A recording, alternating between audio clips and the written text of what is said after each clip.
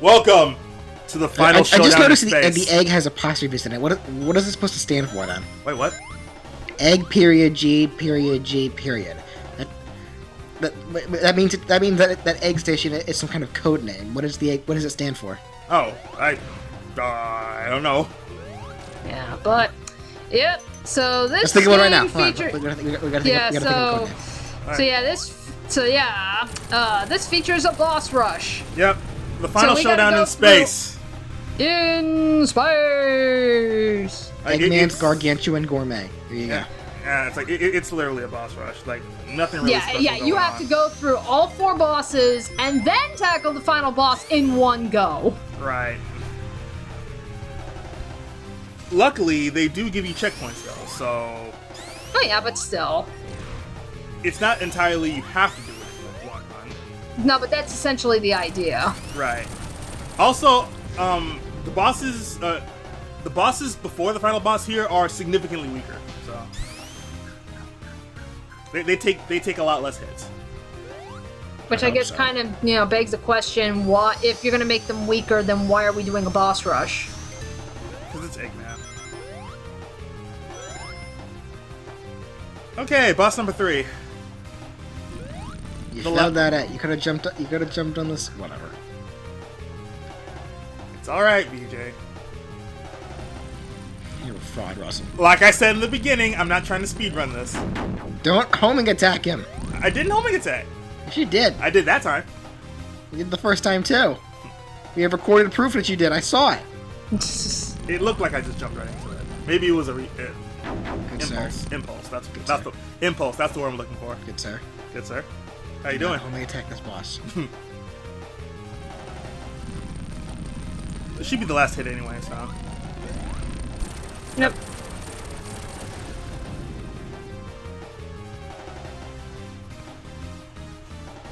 It's like I love how Eggman is just charred and burned like throughout every. I was actually about to comment on that. Is he just used to the 3rd degree by now? I guess. Like, charred and burned, and then he's sparkly. Yeah. And then it's like, oh, he's good as new.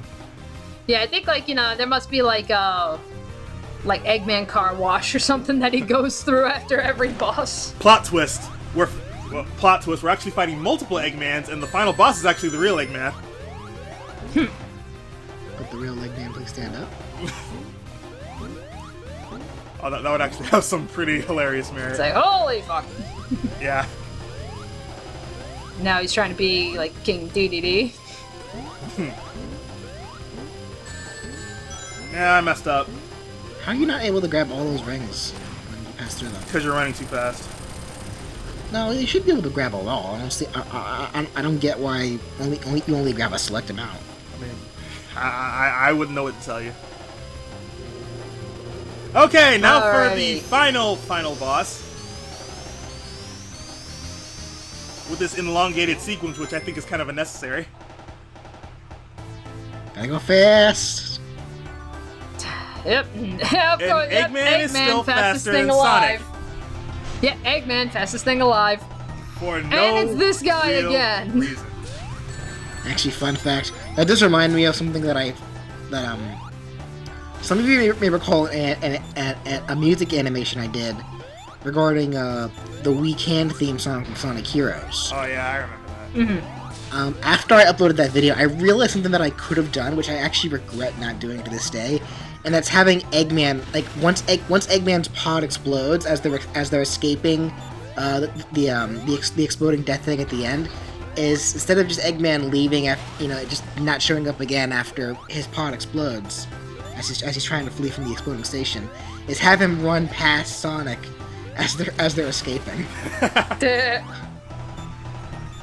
Like to this day, I still regret not doing that. That would have been actually would have been funny.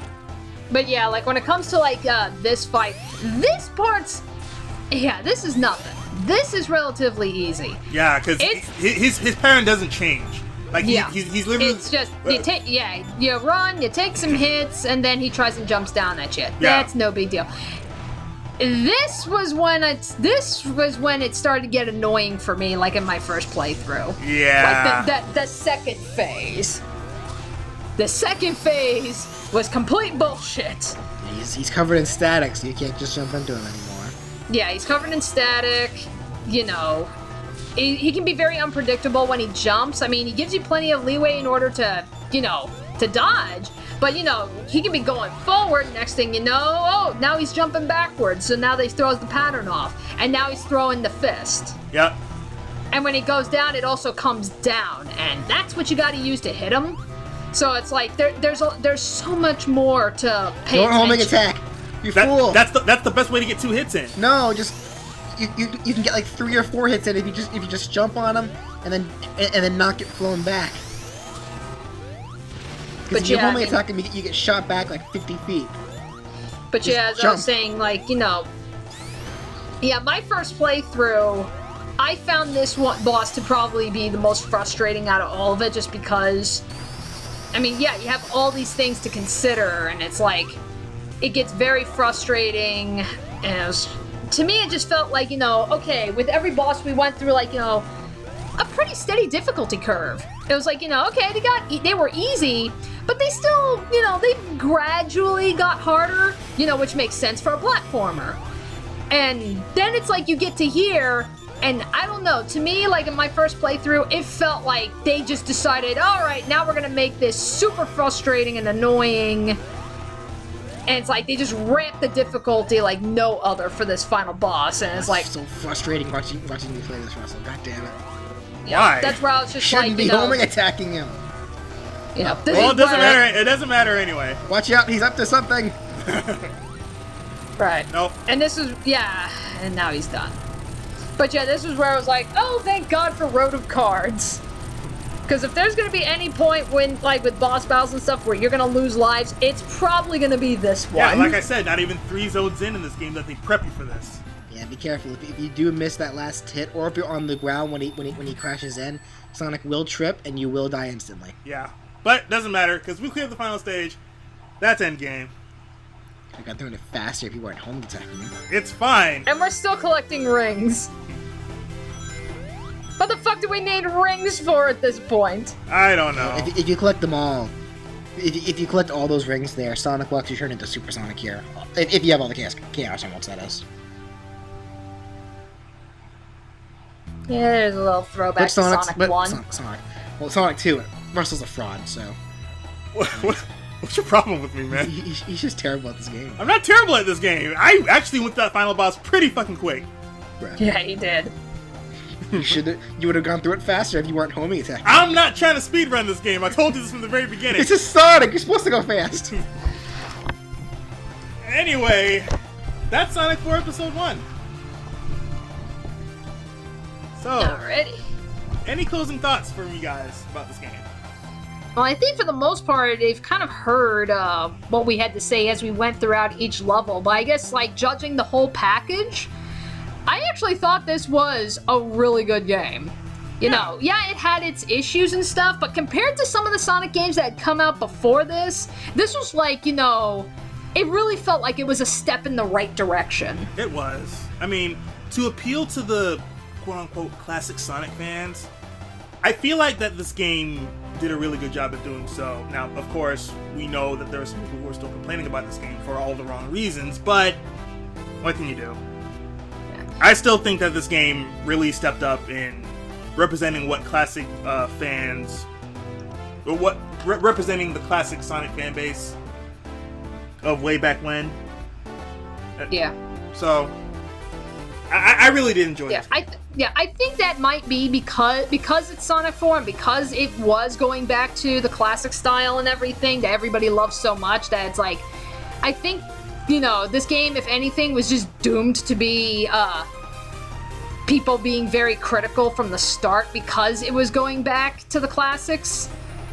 I mean, I think that's just how it is. So, I mean, it's like, yeah, there are legitimate complaints, but it's like we pointed out, like, very early on, that it's like some people, they were just really, really reaching for a reason to hate this game just because it wasn't exactly like the way that they Genesis wanted games. it, yeah. But it was good enough. Yeah. I mean, it's like, you know, it's better than Shadow the Hedgehog. It's better than Sonic 06. Even though this game came out way later, it's better than Sonic Lost World. You're So I mean, it's like calm down. We don't want to. Episode 4 was not that bad. Calm down. We don't want to fuel any fires. We're playing a Sonic game. We fuel the fire just by playing this fucking game. Yeah. But yeah, this game, like, I won't say that this game is perfect, obviously. I mean, it does, like we said, it does have its issues. One of them being, like, I think my biggest issue with this game really was the physics. Like, the physics just kind of just broke this game for me.